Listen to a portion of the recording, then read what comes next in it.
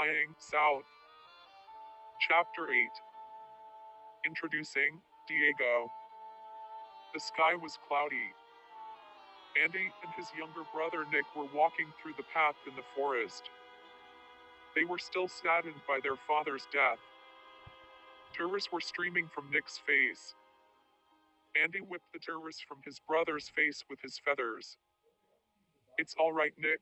Our dad wants us to keep moving," Andy explained softly. "I guess so," Nick said, saddened while sniffing. Andy patted Nick's back. Then suddenly, Andy and Nick heard a loud scream from the distance. "What was that?" Nick asked worriedly. "I don't know, but whatever it was, needs help. Come on," Andy yelled nervously. Andy and Nick ran towards the direction of the mysterious voice. Moments later, Andy and Nick stopped in their tracks. They saw a blue parrot hanging upside down by vines on a tree. "Help! Somebody!" the blue parrot yelled panically. Andy and Nick approached the blue parrot. "Hang on, we'll get you down," Andy said panically. "Well, what are you waiting for? Do it!" the blue parrot yelled panically.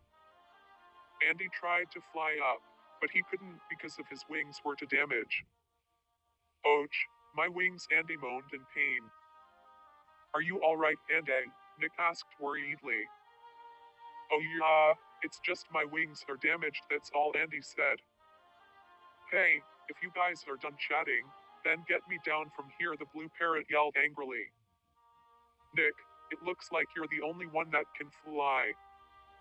Go up there and free him," Andy explained. "Sure thing," Nick said excitedly. Nick flew up towards the vines. Nick was flying next to the vines. "Okay, what do I do?" Nick asked, confused. "Bite them off," Andy explained. Nick started biting the vines off one by one.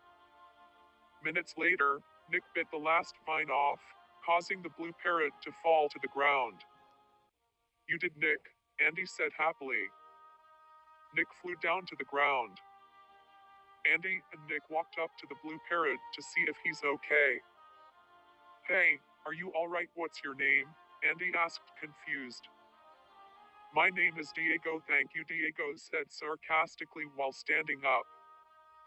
"There's no need to be mean," Nick said sarcastically. "Oh, piss off, you wouldn't the ones being hung upside down for hours," Diego said, annoyed. "Oh," he said a bad word, Nick gasped while snickering. "So, what you doing here anyway?" Andy asked, confused. "I was flying with my parents for the migration, before the damn storm came and separated us," Diego explained, annoyed. "Huh, what a coincidence, we were separated from our parents too," Andy explained. "Oh gee, that very comforting," Diego said sarcastically. "Anyway, we were heading to Africa for our migration," Andy explained. "Huh, that's where my family was going," Diego said. "Really, you want to join us?" Andy asked, confused.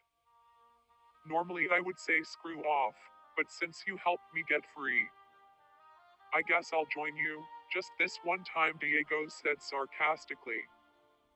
"Sweet," Andy said happily while shaking Diego's feathers. "By the way, what's you two names?" Diego asked, confused.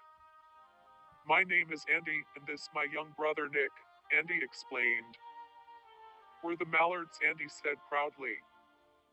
"Oh, the Mallards, the duck kind," Diego said sarcastically.